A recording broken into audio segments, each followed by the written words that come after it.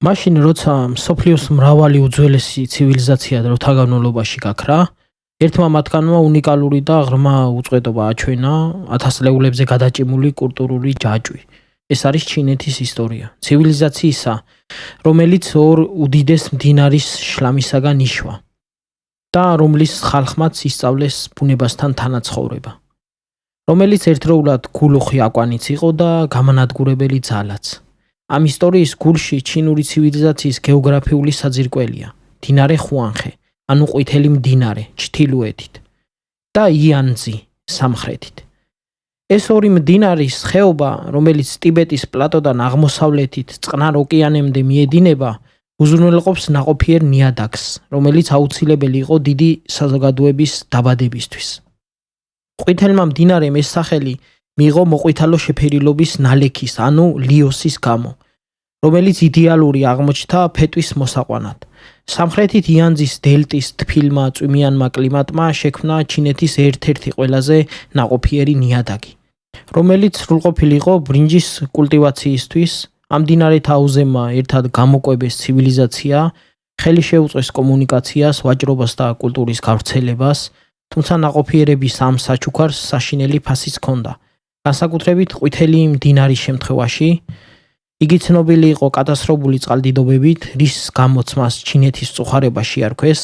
მისმა წყლებმა შეიძლება გაანადგუროს სასოფლო-სამეურნეო მიწები, შეცვალოს კალაპოტი და წაშალოს მთელი დასახლებები.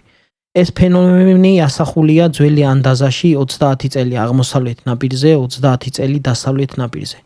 ამ მუდმივმა საფრთხემ ჩინეთის გეოგრაფიული იზოლაციასთან ერთად, რომელიც ისეთივე ბუნებრივი ბარიერებით იყო განპირობებული, როგორიცაა ჰიმალაის მთები და გობის უდაბნო, უნიკალური გარემო შექმნა. მდინარეების რისხვასთან ბრძოლა ჩინური ცივილიზაციის მამოძრავებელ ძალად იქცა, წყალდიდობების გასაკონტროლებლად და წყლის საირიგაციოდ გამოსაყენებლად ხალხის იძულებული გახდა მასშტაბურად ორგანიზებულიყო, განევითარებინა შრობის რთული დანაწილება და მოეთხოვა ლიდერები, რომლებიც შეძლებდნენ უზარმაზარი საზოგადოებრივი სამუშაოების მართვას. სწორედ ბუნების ძალასთან ამ ბრძოლაში ჩაიყარა საფუძველი ჩინურ სახელმწიფოს, რამაც დასაბამი მისცა ფუძემდებლურ მითებს, მარადიულ ფილოსოფიებსა და ერთიან იმპერიას, რომელიც ათასობით წლის განმავლობაში შეცვლიდა ისტორიულ მსვლელობას. დამწერლობის ისტორიამდე ჩინელი ხალხი შორეულ ოქროს ხანას მისტიროდა, დროს როდესაც სამყარო არა მოკვდავი ადამიანები, არამედ ღმერთ მეფეები და ბრძენი იმპერატორები განაგებდნენ. ეს მითები, რომლებიც თაობიდან თაობას გადაეცემოდა, მეტია ვიდრე უბრალოდ ისტორიები, ისინი არის ფუძემდებლური წესდება, ცივილიზაციის მოდელი, რომელმაც დაადგინა ლიდერობის, სათნოებისა და კაცობრიობის ღვთაებრივი სამყაროსთან ურთიერთობის ძირითადი ფასეულებები. სამი ხელმწიფე და 5 იმპერატორი. უადრესი ლეგენდები მოგვითხრობს სამ ხელმწიფეზე, ანუ სამ დიდებულზე, ღმერთ მეფეებზე, რომლებმაც თავიანთი ღვთაებრივი ძალები ჩინური კულტურის შესაქმნელად გამოიყენეს. ისინი იყვნენ თავდაპირველი კულტურული გმირები, რომელთაგან თითოეულმა კაცობრიობას არსებითი საჩუქარი უბოძა. ფუსი, რომელსაც ხშირად ადამიანის თავით და გველის სხეულით გამოსახავენ, ითვლება, რომ ხალხს ბადით თევზაობა და რკინის იარაღით ნადირობა ასწავლა. მნიშვნელოვანია, რომ მას მიაწერენ ქორწინების ინსტიტუტის დაწესებას და ზოგიერთი ტრადიციის თანახმად დამწერლობის უადრესი ფორმის გამოგონებასაც, მითიური არსების ზურგზე ნიშნების გაშიფრით. მისმა დამ და ცოლმა ნუვამ პირველი ადამიანები ყვითელი თიხისაგან გამოძერწა და დიდი უბედურობის შამს, როდესაც ზეცის სვეტი ჩამოინგრა, მან თავად შეაკეთა ცა ხუთფერი ქვებით. მესამე ხელმწიფე შენუნმა, ღვთაებრივმა ფერმერმა, ხალხს სოფლის მეურნეობა ასწავლა, რაც მათი მარცვლეულის მოყვანისა და ცხოველების მოკლისაგან თავის არიდების საშუალებას აძლევდა. ის ასევე ჩინური მედიცინის მამამთავრად ითვლება, რადგან ასობით მცენარე გასინჯა და მათი თვისებების აღმოსაჩენად და მას მიეწერება ჩაის აღმოჩენაც კი. ამ ღმერთ მეფეებს მოჰყვა 5 იმპერატორი, ლეგენდარული ბრძენი მეფეები, რომლებიც არა მაგიური ძალებით, არამედ სრულყოფილი მორალური ხასიათით გამოირჩეოდნენ. მათ შორის ყველაზე გამორჩეული იყო ყვითელი იმპერატორი ხუანდი, რომელიც ყველა ხანელი ჩინელის წინებრად ითვლება. მისი გამარჯვება ჭოულოს ბრძოლაში ხანელი ჩინელების ეროვნების ჩამოყალიბებად განიხილება. და მას მიეწერება ტრადიციული ჩინური მედიცინის პრინციპებისა და უადრესი ჩინური კალენდრის გამოგონება. ეს დამფუძნებელი მითები ლიდერობის მძლავრ იდეალს ამკვიდრებენ. უდიდესი მმართველები არიან და არა დამპყრობლები. ისინი არიან შექმნელები და ორგანიზატორები. მათი ლეგიტიმურობა გამომდინარეობს მათი უნარებიდან, მოუტანონ წესრიგი, საზრდო და სიბრძნე თავიანთ ხალხს. სათნომსახურების ეს კონცეფცია ყველა შემდგომი ჩინური პოლიტიკური აზროვნების მორალურ საძირკველად იქცევა შემდგომ. იუ დიდი წყალდიდობას იმორჩილებს, ღმერთებისა და ადამიანების ხანის დამაკავშირებელი საკვანძო ლეგენდა არის იუ დიდის ამბავი. ძენი იმპერატორი შუნის მეფობის დროს ყვითელი მდინარის ხეობა პირველყოფილი წყალდიდობით განადგურდა კატასტროფით, რომელიც ყოველგვარი სოციალური თუ ეკონომიკური განვითარებას აფერხებდა. იმპერატორმა შუნმა თავდაპირველად იუს მამას გუნს დაავალა წყლების გაკონტროლება. 9 წლის განმავლობაში გუნი აგებდა მასიურ ჯებირებს და კაშხლებს, მაგრამ მისი მცდელობა შეეჩერებინა წყალდიდობა უხეში ძალით საბოლოოდ წარუმატებელი აღმოჩნდა. გუნის წარუმატებლობის შემდეგ მისი შვილი იუს დაივალა ეს ამოცანა. მამის შეცდომების გამეორების ნაცვლად იუმ უფრო დახვეწილი მიდგომა აირჩია. სოფლის მეურნეობის ოსტატ ხონ ძისთან თანამშრომლობით მან შეისწავლა მდინარის სისტემები და მიხვდა, რომ წყალი უნდა წარიმართა და არა დაიბლოკა. 13 წლის განმავლობაში იუ უბრალოდ მუშებთან ერთად შრომობდა, ასუფთავებდა დანალექიან მდინარეს, კალაპოტებს და აპროექტებდა საირიგაციო არხებს, თელ სისტემას, რათა წყალდიდობის დროს წყლები მინდვრებში გადაიმართა და გამანადგურებელი ძალა სიცოცხლის წყაროდ ექცია. მისი თავდადება აბსოლუტური იყო ლეგენდის თანახმად. ამ 13 წლის განმავლობაში მან 3-ჯერ ჩაუარა საკუთარ სახლს, მაგრამ ერთხელაც არ შესულა იმდენად ერთგული იყო თავის ხალხის საქმისადმი. იუს წარმატება წყალდიდობის მოთვინიერებაში მონუმენტური მიღწევა იყო. იმპერატორი შუნი, რომელიც იმდენად მოხიბლული იყო მისი უანგორო შეუპოვრობითა და გამჭრიახობით, თავის შვილის იმპერატორის გახდომაზე უარი განაცხადა და ტახტი დაუთმო იუს. ამით იუს გახდა სიას დინასტიის დამაარსებელი, რომელიც ტრადიციული ჩინეთის ისტორიაში პირველ დინასტიად ითვლება. ეს ლეგენდა დინასტიური ჩინეთის ფუძემდებლური პოლიტიკური წესდებაა. ის ადგენს მმართველის უმთავრეს კვალიფიკაციას, უნარს, გადაჭრას პრაქტიკული პრობლემების ხალხის საკეთილდღეოდ, ინტელექტისა და მორალური ხასიათის მეშვეობით. სწორედ ბუნების დამორჩილების ამ აქტით მოპოვებული მმართველობის უფლება მყარდება ზეციური მანდატთან. ჩინეთში მითიდან ისტორიამდე გზა არქეოლოგიური აღმოჩენებითაა მოკეწრული. მიუხედავად იმისა, რომ უძველესი ტექსტები ადრეული დინასტიებზე მოგვითხრობენ, სწორედ ყვითელი მდინარის ხეობის ნიადაგიდან ამოღებული არტეფაქტები გვაწვდის მატერიალურ მტკიცებულებებს ჩინეთის პირველ დიდ სახელმწიფოების შესახებ. ეს აღმოჩენები გვიჩვენებს საოცარ სირთულის საზოგადოებებს, რომლებიც გამოირჩეოდნენ ბრინჯაოს ოსტატობით, დამწერლობის განვითარებითა და ვრცელი ურბანული ცენტრების შექმნით. სიას დინასტია ფაქტია თუ ფიქსაცია, საუკუნეების განმავლობაში სიას დინასტია არსებობდა მხოლოდ გვიანდელი ისტორიების ფურცლებზე, როგორიცაა სიმაციენის დიდი ისტორიკოსის ჩანაწერები. ამას ბევრს აფიქრებინებდა, იყო თუ არა ის ისტორიული რეალობა, თუ უბრალოდ ფუძემდებლური მითი. სიას ნანგრევების ძიება მე-20 საუკუნეში ჩინური არქეოლოგიის ცენტრალური ამოცანად იქცა. 1959 წელს არქეოლოგებმა ხენანის პროვინციაში ელითოუში აღმოაჩინეს ადგილი, რომელმაც დებატები რადიკალურად შეცვალა. დათარიღებულია დაახლოებით ძველი წელთაღრიცხვის 1900-1500 წლებით. ელითოუს კულტურა ემთხვევა სიას ტრადიციურ ქრონოლოგიასა და გეოგრაფიულ მდებარეობას. არქეოლოგებმა აღმოაჩინეს არა უბრალოდ სოფელი, არამედ მაღალგანვითარებული სახელმწიფოს დონის საზოგადოება.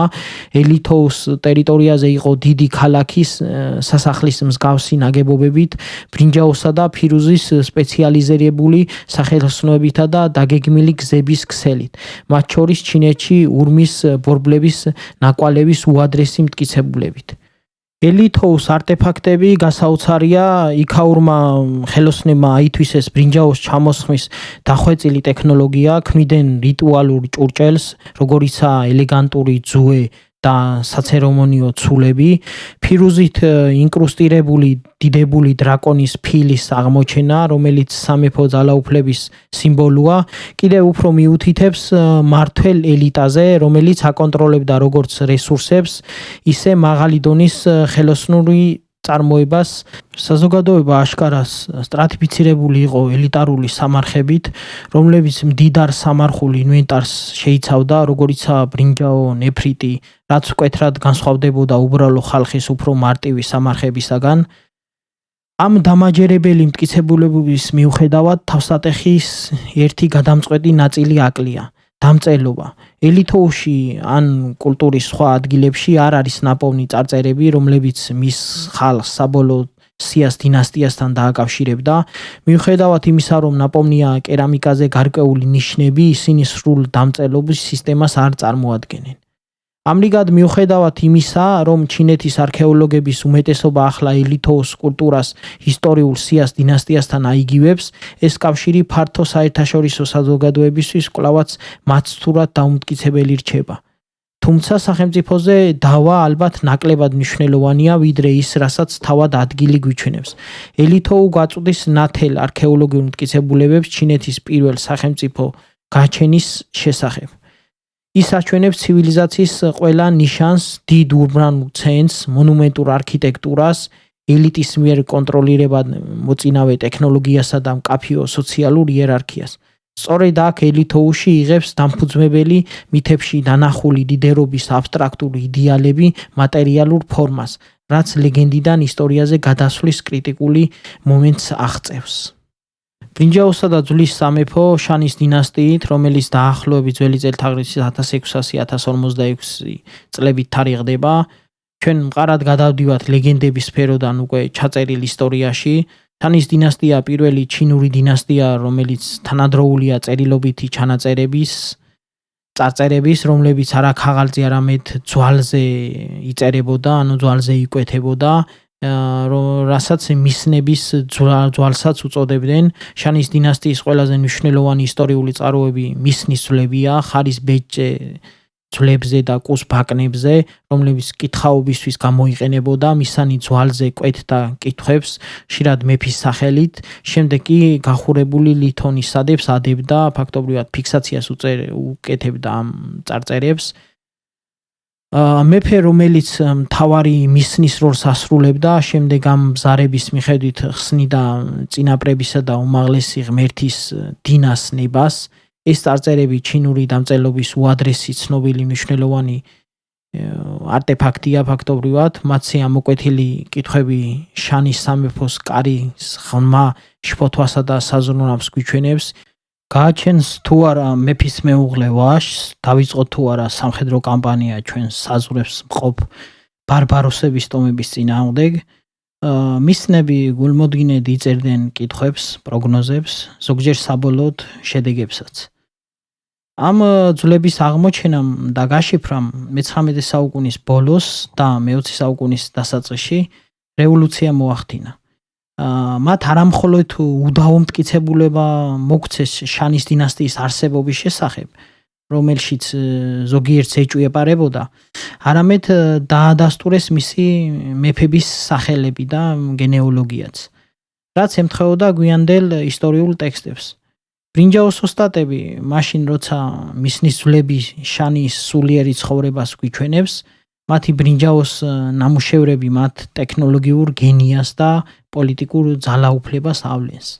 შანის ხელოსნება სრულყოფილებამდე მიიყვანეს ნაწილი ყალიბით ჩამოსხმის დახვეწილი ტექნიკა, რომელიც უნიკალური იყო ჩინეთისთვის.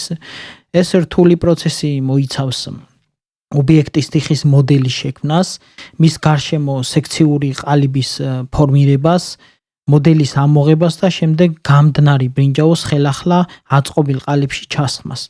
ეს მეთოდი იძლეოდა წარმოუდგენლად რთულ დიზაინის და მკვეთრად გამოხატული დეკორაციების შექმნის საშუალებას, რაც ბევრად აღემატებოდა სხვა თანამედროვე ცივილიზაციების ბრინჯაოს ნამუშევრებს.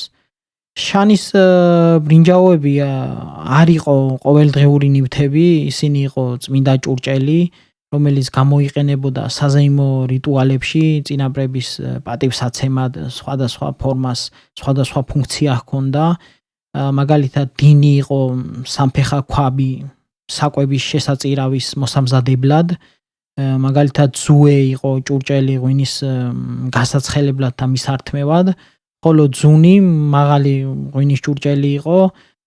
ეს ჭურჭელი ხშირად დაფარული იყო რთული დიზაინით, ყველაზე ცნობილი ენიგმატური ტაოტე, სტილიზირებული ურჩხულის ნიღაბი, გამოკვეთილი თვალებით, რომელიც შესაძლოა რიტუალების დროს დამცავ ფუნქციას ასრულებდა. ამ ბრინჯაოების წარმოება და ფლობა სტატუსისა და ავტორიტეტის მძლავრი სიმბოლოები იყო ფაქტობრივად, სავარაუდოდ შეზღუდული სამეფო სახლი და მაღალი არისტოკრატიისთვის. შანის საზოგადოებაში პოლიტიკური ძალაუფლება და რელიგიური ავტორიტეტი ერთი და იგივე იყო. მეფე იყო მთავარი, შუამავალი ადამიანთა და სამყაროსა და სულებისა და წინაპრების სამყაროს შორის. მის ნისლებზე წერის ტექნოლოგიის კონტროლით ისინი აკონტროლებდნენ ღვთაებრივ სამყაროსთან კომუნიკაციას. ბრინჯაოს ჭურჭლის წარმოების კონტროლით ისინი აკონტროლებდნენ იმ რიტუალურ ინსტრუმენტებს, რომლებიც საჭირო იყო წინაპრების დასამშვიდებლად და სამეფო კეთილდღეობის უზრუნველსაყოფად. რიტუალური იარაღებზე ეს მონოპოლია შანის მეფის ლეგიტიმურობისა და ძალაუფლების საბოლოო წყარო იყო. საზოგადოება და ყოველდღიური ცხოვრება რომ განვიხილოთ ახლა. შანის საზოგადოება მკვეთრად განსაზღვრული იერარქია იყო, მწვერვალზე იდგნენ მეფეები და არისტოკრატია, რომლებიც მართავდნენ სახელმწიფოს საქმეებს, ხელმძღვანელობდნენ სამხედროებს. მათ ქვემოთ იდგნენ სამხედრო კლასი, შემდეგ ხელოსნები, რომლებსაც პატივს სცემდნენ თავიანთი უნარების გამო, მაგრამ უბრალო ხალხად რჩებოდნენ რა ფაქტობრივად. მოსახლეობის უმრავლესობას თავისთავად შეადგენდნენ გლეხები, რომლებიც ამუშავებდნენ დიდებულების კუთვნილ მიწას. გლეხი ფერმერის ცხოვრება მუდმივი შრომა იყო ფაქტობრივად, ცხოვრობდნენ ტალახიან ჩალის უბრალო ქოხებში, ამუშავებდნენ მიწის მცირე ნაკვეთებს პრიმიტიული იარაღებით და მოსავლის ნაწილს ადგილობრივ ბატონს გადასცემდნენ. ხელოსნები მუდმივად იმას, რომ ოდნავ მაღალი სტატუსი ჰქონდათ, ამას უფრთხილდებოდნენ ფაქტობრივად, მუშაობდნენ სახელოსნოებში და აწარმოებდნენ კერამიკას, იარაღებს და ქსოვილებს, რომლებიც საზოგადოებას სჭირდებოდა. ყველაზე გამოცდილი განსაკუთრებით ბრინჯაოს მჭედლები სავარაუდოდ სახელმწიფოს მიერ კონტროლირებად სახელოსნოებში მუშაობდნენ. მათი ხელობა მმართველი ელიტის რიტუალური და სამხედრო საჭიროების მომსახურეობას ეძღვნებოდა. ადრეული ჩინური ცივილიზაციის ქრონოლოგია რომ განვიხილოთ ახლა, პერიოდი დაახლოებით თარიღების მიხედვით და ნახოთ როგორ იყო ეს პერიოდი, როგორია ეს პერიოდი. ნეოლითური კულტურები, მაგალითად იანშაო და ლუნშანი, ძველი წელთაღრიცხვით 7000-1900 წლები, ადრეული სოფლის მეურნეობა, ფეტვი, ბრინჯი, შემდეგ კერამიკა, სოფლის ცხოვრება. შემდეგ მოდის სიას დინასტია, ელითოოს კულტურა, ძველი წელთაღრიცხვით 1900-დან 1500 წლები, პირველი სახელმწიფოს დონის საზოგადოება, ურბანული ცენტრები, ბრინჯაოს ჩამოსხმა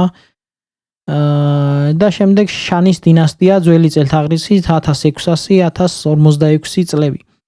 პირველი დადასტურებული დინასტია, მისნის ძვლების დამწერლობა, მოწინავე ბრინჯაოს რიტუალური ჭურჭელი და ამის შემდეგ მოდის ჯოუს დინასტია, დასავლეთ და აღმოსავლეთი, ძველი წელთაღრიცხვით 1046-256 წელი, ზეციური მანდატი ფაქტობრივად, ფეოდალური სისტემა, 100 სკოლის პერიოდი, ამის შემდეგ უკვე ცინის დინასტია, რომელიც უკვე ფართო მასებმა უფრო იციან, ძველი წელთაღრიცხვის ძველი წელთაღრიცხვით 221-206 წლები ჩინეთის გაერთიანების პერიოდია, დამწერლობის და საზომების სტანდარტიზაცია, დიდი კედლის მშენებლობა.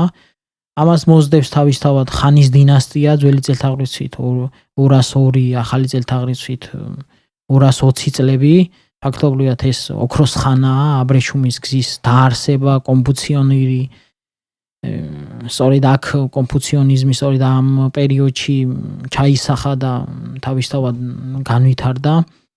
როგორც ზემოთვე აღნიშნეთ, შანის დინასტიის დაცემამ დასაბამი მისცაც ჩინეთის ისტორიაში ყველაზე ხანგრძლივ დინასტიას, ჯოუს დინასტიას, თუმცა ჯოუს თითქმის 800 წლიანი მმართველობა 2.5 ამბავი იყო, სტაბილური ცენტრალიზებული მმართველობის პერიოდი, რომელსაც მოჰყვა საუკუნეების დაცემა და ფრაგმენტიზაცია. ეს ხანგრძლივი ქაოსის ეპოქა პარადოქსულად ჩინეთის ყველაზე ნაყოფიერ ინტელექტუალურ პერიოდად იქცა, რადგან ძველი წესრიგის ღვევამ მოაზროვნეები აიძულა დაისვათ ფუნდამენტური კითხვები მმართველობის, მორალის და საზოგადოების ბუნების შესახებ. რა ვიცით ახლა ჯოუს დინასტიაზე? ჩვენ ვიცით, რომ დაახლოებით ძველი წელთაღრიცხვით 1046 წელს ჯოუს დინასტიამ, ეს იყო საზაზრო სახელმწიფო, დაამხო შანის დინასტია, დამკვიდრებული წესრიგის წინააღმდეგ ამ ამბოხის გასამართლებლად ჯოუს მმართველებმა ჩამოაყალიბეს მძლავრი და მარადიული პოლიტიკური იდეოლოგია, ეს იყო ზეციური მანდატი, ტიანმინი. ეს კონცეფცია გულისხმობდა, რომ ზეცა ტიანი, ღვთაებრივი და მორალური ძალა ანიჭებდა მმართველს მმართველობის უფლებას. მანდატს ეს უფლება არ იყო მუდმივი ან მხოლოდ დაბადებაზე დაფუძმებული, ის დამოკიდებული იყო მმართველის სათნოებასა და სამართლიანად მმართველობის უნარზე. თუ დინასტია კორუმპირებული და ჩაგვრელი გახდებოდა, როგორც ჯოუს მტკიცებით შანის დინასტიას დაიმართა, ზეცა წაართმევდა მას მანდატს და გადასცემდა ახალ, უფრო ღირსეულ ლიდერს, ანუ ახალ დინასტიას ფაქტობრივად. ერთგვარი კონცეფცია არის თავი გაიმართლეს რომ უზურპაცია მოახდინეს მმართველობის ფაქტობრივად ამ დინასტიის წარმომადგენლებმა, მაგრამ თავისთავად დატოვეს ის, რომ თუ ჩვენც კორუმპირებული გავხდებითო, ჩვენც თავისთავად იგივე ბედი მოგველისო. მმართველი, რომელიც ახლა ზეცის ძედ იწოდებოდა, ამრიგად ანგარიშვალდებული იყო უმაღლესი მორალური სტანდარტის წინაშე. ეს დოქტრინა მომდევნო 3000 წლეულის განმავლობაში გაამართლებდა დინასტიურ ცვლილებებს ჩინეთში. თავიანთი ვრცელი ახალი ტერიტორიის სამართავად ჯოუს მეფეებმა დანერგეს მმართველობის დეცენტრალიზებული სისტემა, რომელიც ცნობილია როგორც ფენძიანი და ხშირად ევროპული ფეოდალიზმს ადარებენ. მეფე მიწის და დიდ ნაკვეთებს, ფეოდებს ანიჭებდა ნათესავებს და ერთგულ დიდებულებს, რომლებიც მისი ვასალი ხდებოდნენ. ვიცით, მოკლედ ფეოდალური ის რაც იყო, ასევე ვინც ომებში იღებდა მონაწილეობას, თავს გამოიჩენდა რაღაცა, მეფეს ფულის მაგივრად მას მიწას გადაცემდა და ამ მიწაზე მცხოვრები ყმა გლეხებიც ხდებოდნენ, ანუ გლეხები ხდებოდნენ ჩვეულებრივი ყმები ამ პიროვნების, ანუ დაყმევება, რასაც ვიცით, რასაც ეწოდება. ამან შექმნა იერარქიული საზოგადოება ჯოუს მეფის სათავეში, რომელსაც მოსდევდნენ ვასალი ბატონები, მათი არისტოკრატიული ამალა და უბრალო ხალხი, რომელიც მიწას ამუშავებდა. გარკვეული დროის განმავლობაში ეს სისტემა ინარჩუნებდა სტაბილურობას და წესრიგს. თაობების განმავლობაში ჯოუს მეფესა და მის ვასალებს შორის ოჯახური კავშირები შესუსტდა. რეგიონალური ბატონები უფრო ძლიერები და ავტონომიურები გახდნენ და თავიანთ პროვინციებს მართავდნენ და ფაქტობრივად სახელმწიფოდ გამოაცხადეს, სახელებს უცვლიდნენ, როგორც უნდათ ისი არქვევდნენ და ასე შემდეგ. და ეროზია დაიწყო ფაქტობრივად დინასტიის, რასაც ამ პერიოდს ფაქტობრივად ჯოუს ამ კრიზისულ პერიოდს მზარდი კონფლიქტის ორი განსხვავებული ეპოქა ეწოდა, კერძოდ გაზაფხულისა და შემოდგომის პერიოდი, ძველი წელთაღრიცხვით 770-476 წლებში. დაინახა ჯოუს მეფეებმა როგორც უბრალო ფიგურები იყვნენ ისინი და დაქვეითდნენ. რეალური ძალაუფლება ყველაზე ძლიერი სახელმწიფოების ლიდერების ხელში იყო, ანუ ყველაზე ძლიერი პროვინცია, რომელიც იყო იმათ ხელში გადავიდა, რომლებიც ცნობილი იყვნენ როგორც ჰეგემონები. ეს ჰეგემონები ქმნიდნენ ალიანსებს, არეგულირებდნენ დავებს, იცავდნენ ჯოუს კულტურულ სფეროს. ბარბაროსთან შემოსევების წინააღმდეგ იბრძოდნენ ამავდროულად. აფართოვებდნენ საკუთარ ძალაუფლებას პატარა სახელმწიფოებზე, ანუ პატარა პროვინციებს ისინი შთანთქავდნენ, იპყრობდნენ. ომები თავისთავად ამის გამო ხშირი იყო, მაგრამ ჯერ კიდევ გარკვეული არისტოკრატიული ქცევის კოდექსი ისევ არსებობდა რა და რაღაც ხრივ ზღუდავდა მათ. ეს რადიკალურად შეიცვალა მებრძოლი სამეფოების პერიოდში, კერძოდ ძველი წელთაღრიცხვის 475-221 წლები. ამ პერიოდის დადგომასთან ერთად ჯოუსადმი ერთგულების ყოველგვარი პრეტენზია ფაქტობრივად გაქრა და რადგან 7 ძირითადი სახელმწიფო ჩამოყალიბდა ცინი, ჩუ, ცი, იენი, ხანი, ჯაო და ვეი შეუდგენ სასტიკ ბრძოლას ერთმანეთის წინააღმდეგ, გამარჯვებული იღებს ყველაფერს ფაქტობრივად. პრინციპით ბრძოლას ჩინეთის სრული კონტროლისთვის მიმდინარეობდა პრინციპში ეს ბრძოლა. ომი გარდაიქმნა ფაქტობრივად არისტოკრატიის ძველი ელიტა ჩამოაყალიბა თავის სახელმწიფოები და ერთმანეთს დაუპირისპირდნენ, რომლებშიც თავისთავად ამ ომებში გაწეული იყვნენ გლეხებიც თავისთავად. შემოიღეს ახალი ტექნოლოგიები, როგორიცაა სასიკვდილო არბალეტი, სამხედრო სტრატეგია რიტუალური ბრძოლიდან ტოტალურ ომზე გადავიდა, რომელიც მიზნად ისახავდა მტრის სახელმწიფოს სრულად განადგურებას. ეს იყო უპრეცედენტო სისხლისღვრა ფაქტობრივად სოციალური ძვრების ხანა იყო და ამ ყველაფერს ეხლა ჩვენ შევეხოთ 100 სკოლის პერიოდს. ეს არის აღმოსავლეთ ჯოუს პერიოდის ინტენსიურმა პოლიტიკურმა ფრაგმენტაციამ და სოციალურმა ქაოსმა ინტელექტუალური ვაკუუმი შექმნა, ძველი ჭეშმარიტება დაინგრა და მოაზროვნეებმა მთელი ჩინეთში დაიწყეს ახალი ხედვების შეთავაზება, თუ როგორ აღედგინათ წესრიგი და შეექმნათ სამართლიანი საზოგადოება. ეს ღრმა ინტელექტუალური შემოქმედების ეპოქითაა ცნობილი, რომელსაც 100 სკოლის პერიოდს უწოდებენ. მოხეტიალე მეცნიერები და ფილოსოფოსები მოგზაურობდნენ სახელმწიფოდან სახელმწიფოში, ურჩევდნენ მმართველებს და ეჯიბრებოდნენ გავლენისთვის ფაქტობრივად, ეწეოდნენ ფილოსოფიურ შეიარაღების რბოლას, სადაც პრიზი ჩინეთის მომავალი გეგმა იყო. 300 სკოლამ ყველაზე დიდი გავლენა მოახდინა. ეს სკოლები არის კონფუციანელობა, ვიცით თავისთავად დაარსებულია კონფუცის მიერ ძველი წელთაღრიცხვით 551-479 წლები. ეს სკოლა ცდილობდა წესრიგის აღდგენას წარსულისკენ, კერძოდ ადრეული ჯოუს აღთქმული ოქროს ხანისკენ მიმართვით. კონფუცი ასწავლიდა, რომ ჰარმონიული საზოგადოება მიიღწეოდა თუ ყველა შეასრულებდა თავის როლს იერარქიულ ურთიერთობების ფარგლებში. მისი ფილოსოფია ორ ძირითად კონცეფციას ეფუძნება, ეს არის ჟენი, რაც ნიშნავს ჰუმანურობას, კეთილგანწყობას და თანაგრძნობას, რაც იდეალური შინაგანი მორალური მდგომარეობა იყო, ხოლო მეორეა ალი, რაც ნიშნავს რიტუალური წესრიგსა და სწორქცევას, რაც საზოგადოებაში ჟენის გარეგნული გამოხატულება იყო. პირადი სათნოების კულტივირებითა და სათანადო რიტუალების დაცვით ოჯახიდან ფაქტობრივად სახელმწიფომდე სოციალური ჰარმონია მიიღწეოდა და მეორე სკოლა, ესეც ვიცით, ლაოძი იყო მისი დამაარსებელი, დაოსიზმი, კონფუციანულობის სოციალური წესრიგზე ფოკუსირებისგან სრულიად განსხვავებით, დაოსიზმი განდგომისა და ბუნებასთან ჰარმონიას გზას თავაზობდა. მიეწერება ბრძენ ლაოძის, შესაძლოა ეს ლეგენდარული ფიგურაც არის და გადმოცემულია ტექსტში დაო დეძინი. დაოსიზმი ამტკიცებდა, რომ ქაოსის წყარო იყო კაცობრიობის გადახვევა დაოსგან, ანუ გზისგან სამყაროს ბუნებრივი მარადიული დინებისგან.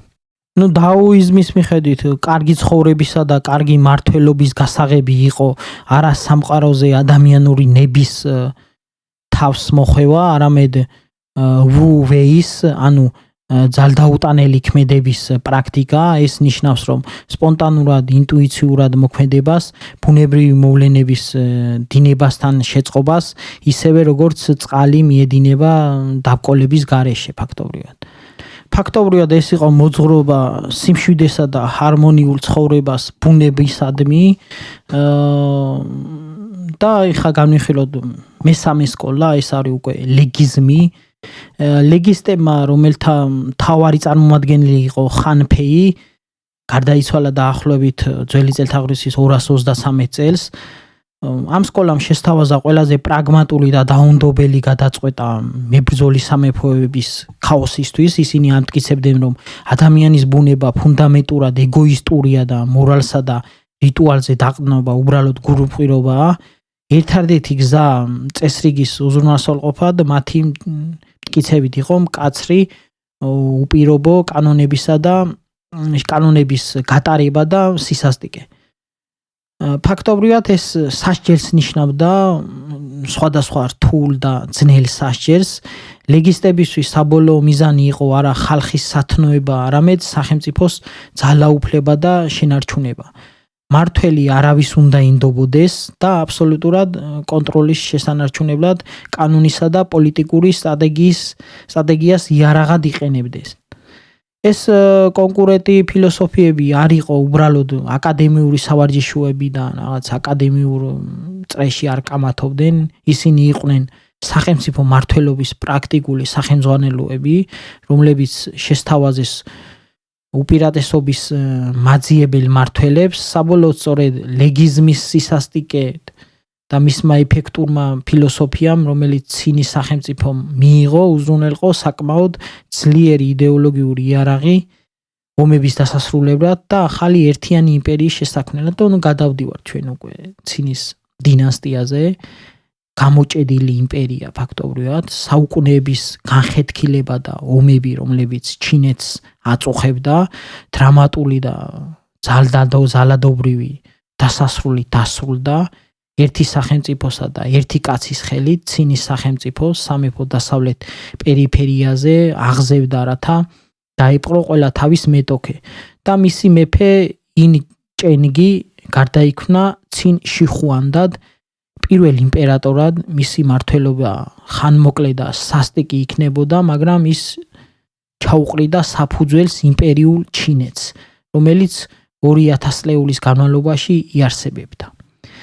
ცინის დაპყრობები, ცინის სახელმწიფო დიდი ხნის განმავლობაში იყო შესანიშნავი სამხედრო ძალა, გამაგრებული თავისი სასაზღვრო მდგომარეობით, ორგანიზებული ლეგიზმის დაუნდობელი ეფექტური პრინციპებით.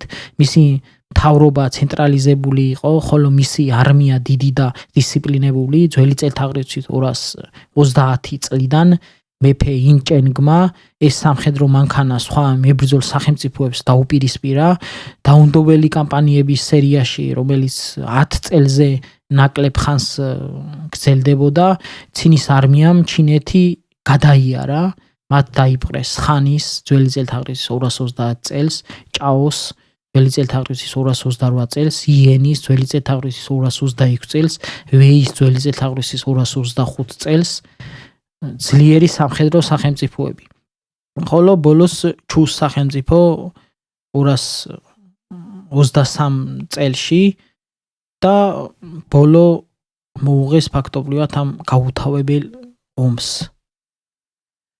და ერთადერთი ბოლო სახელმწიფო, რომელიც დარჩა, ის იყო ცის სახელმწიფო და ის მათი დაპყრობაც შეძლეს 221 წელს ძველი წელთაღრიცხვით და პირველად ძველი ჩინეთის მიწები ერთი მმართველის ქვეშ გაერთიანდა.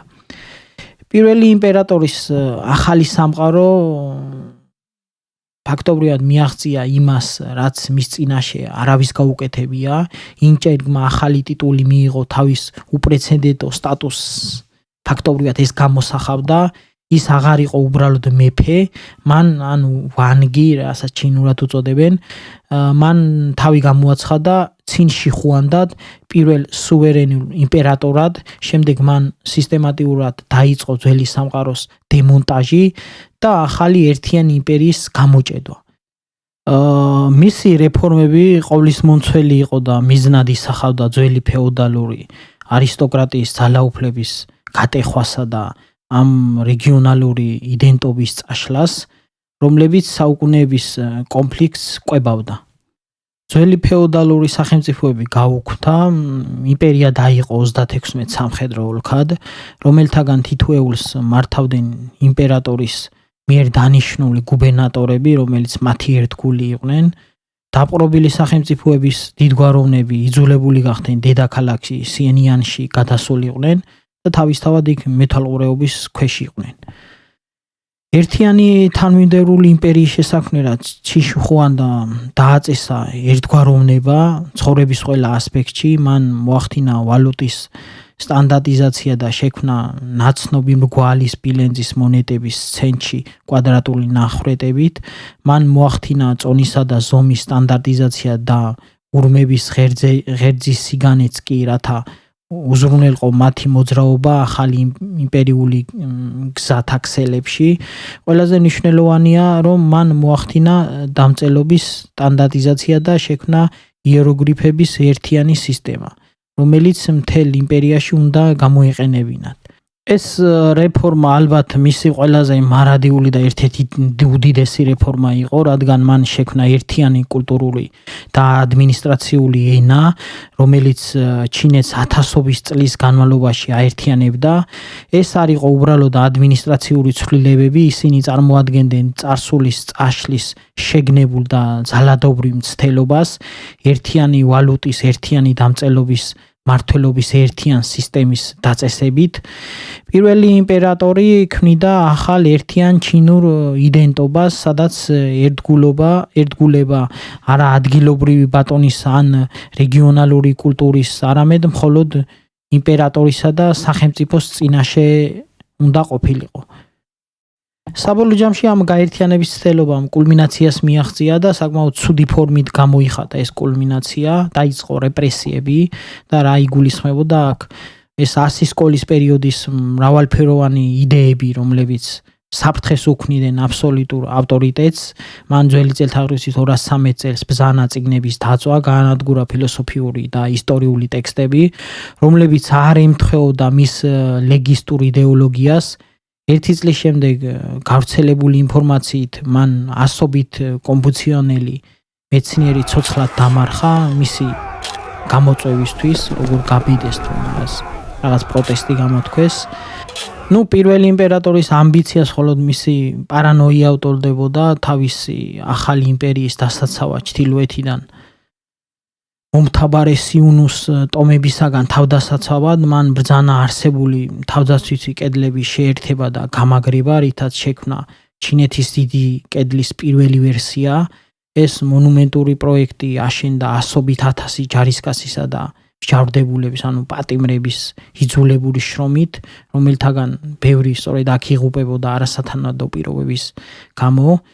მისი მზადება საიქიო ცხოვრებისთვის კიდევ უფრო გრანდიოზული იყო. თანამედროვე ქალაქ სიანის მახლობლად მან ააგო მასიური სამარხის კომპლექსი, მიწისქვეშა ქალაქი, რომელიც შექმნილი იყო როგორც მისი სასახლე მომავალ სამყაროში. მის დასაცავად მან შეუკვეთა ტერაკოტის არმიის შექმნა, სულ მცირე 8000 რეალური ზომის თიხის ჯარისკაცის არმია, თითოეული უნიკალური სახის ნაკვთებიც, ცხენებთან და იტლებთან ერთად, ყველა დამარხული, რათა დაიცვათ ის მარადისობაში. სიცოცხლის ბოლო წლებში ცინში ხუანდი შეპყრობილი გახდა სიცოცხლის ელექსირის პოვნით, აგზავნიდა ექსპედიციებს უკვლავების აძიებლად და მოიხმარდა თავის კარის ალქიმიკოსების და მათთან ერთად ცდილობდა რომ მიეგნო. ისინი უმზადებდნენ მას სხვადასხვა წამლებს, რომელთაგან ბევრი ირონიულად შხამიანი ვერცხლის წყალსაც კი შეიცავდა. ის გარდაიცვალა ძველი წელთაღრიცხვის 210 წელს აღმოსავლეთ ჩინეთში მოგზაურობისას. მისი გარდაცვალების შემდეგ რაც ხშირად ხდება, მისმა დინასტიამ ფაქტობრივად რომელიც 10 წლის დაპყრობით ომებში გამოიჭედა, დიდხან ვერ იარსება. მისმა მრჩევლებმა შეთქმულება მოაწყვეს, რათა ტახტზე ადვილად სამართავი მემკვიდრე დაისვათ, მაგრამ ერთმანეთში დაპირისპირებაც ჰქონდათ და უკვე ძველი წელთაღრიცხვის 206 წელს დინასტიაში მოხდა სერიოზული დაპირისპირება და ცინის დინასტია სულ რაღაც 15 წლის შემდეგ ისევ დაიშალა და არსებობა შეწყვიტა.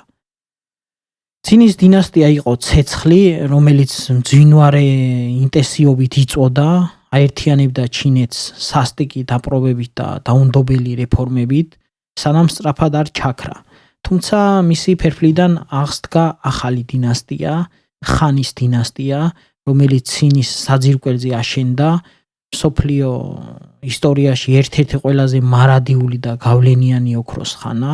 ხანის დინასტია ფაქტობრივად ეს როგორც აღვნიშნეთ, ფერფლზე აგებული დინასტია, ხანის დინასტია, რომელიც ძველი წელთაღრიცხვის 202 წლიდან ახალი წელთაღრიცხვის 220 წლამდე იარსება, მემკვიდრეობით მიიღო ცინში ხუანდის მიერ შექმნილი ერთიანი სახელმწიფო და ცენტრალიზებული ბიუროკრატია.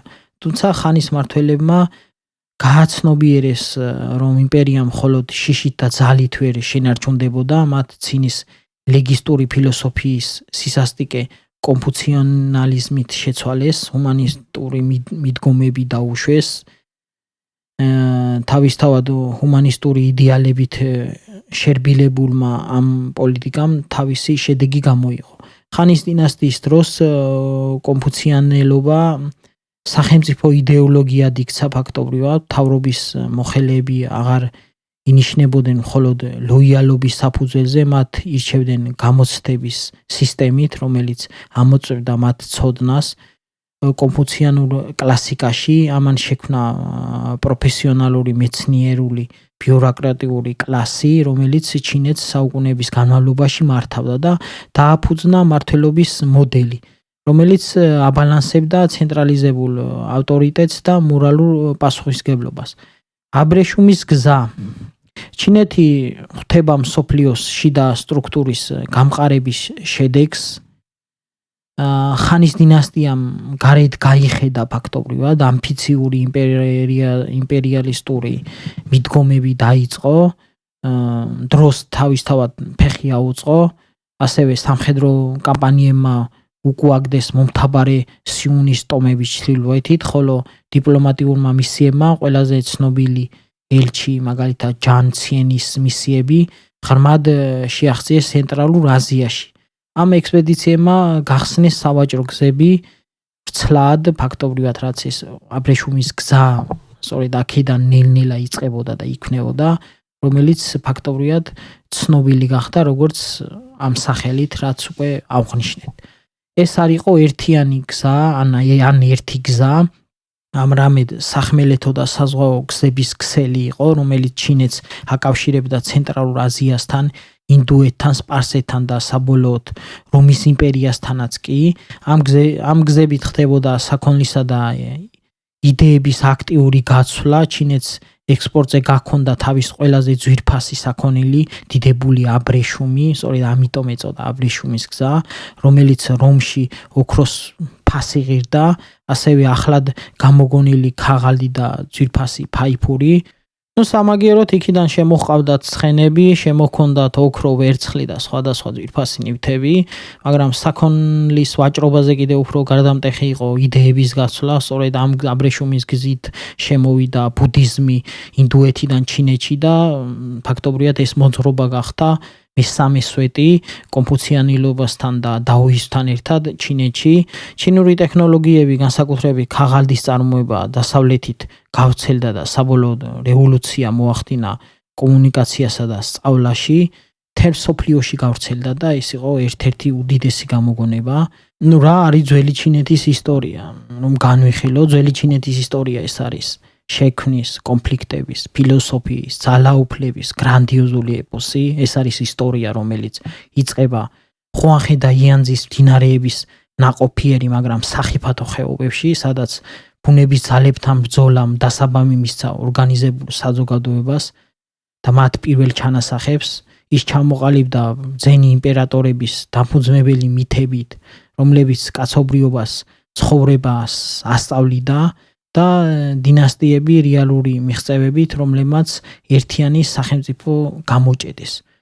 ჯოუს დინასტიამ ჩინეთს მისცა ზეციური მანდატის მარადიული კონცეფცია, მართლობის მორალური კომპასი, მათი დაცემა ქაოსმა შვა 100 სკოლის პერიოდი, ფილოსოფიური მემკვიდრეობა, რომელიც დღესაც თავისთავად არსებობს და დღესაც წამყვანი არის, როგორც ვთქვით, უკვე აღნიშნეთ ჩვენ, რაც ეს ორი სვეტი, რომელიც დღესაც არსებობს, ლეგიზმა თავისთავად საბოლოო ჯამში ვერ პოვა გავრცელება და რატომაც ვერ პოვა, ამაზე ვისაუბრეთ. სასტიკმა ცინის დინასტიამ გააერთიანა მებრძოლი სამეფოები და შექმნა იმპერიის ერთიანი სისტემა, ხოლო ხანის დინასტიამ დახვეწა ეს იმპერია, გახსნა ჩინეთი მსოფლიოსთვის და დაიწყო ვაჭრობა და რაც შემდეგ ამას მოყვა ჩინეთის გამდიდრება, რასაც ჩინეთის ოქროს ხანას უწოდებთ. შანის მისნის ძვლებიდან ცინის სტანდარტიზებული დამწერლობამდე, ხანის ქაღალდის წარმოებამდე, კონფუცის სიბრძნის აბრეშუმის გზის გლობალურ კავშირებამდე, ამ ფორმირების 1000 წლეულებში ჩაყრილმა საძირკველმა შექმნა არაჩვეულებრივი გამძლეობა და კულტურული გრავიტაციის მქონე ცივილიზაცია. ისეთი, რომლის მემკვიდრეობაც ღრმად არის ჩაქსოვილი ჩვენს თანამედროვე სამყაროში და როგორც დავიწყეთ ჩვენ საუბარი, აქვე აღვნიშნოთ, ეს არის ცივილიზაცია, რომელიც არ გამქრალა და რომელმაც უწყვეტობა შეინარჩუნა და დღემდე არსებობს და ჩვენ ვიცით ეს ყველაფერი. აქ დავასრულოთ ჩვენ თხრობა დაგემშვიდობებით და შემდეგი თავისთავად ალბათ თქვენც ხვდებით, რომ ეგვიპტური ცივილიზაცია იქნება და შემდეგი საუბარი შეეხება ეგვიპტურ ცივილიზაციას.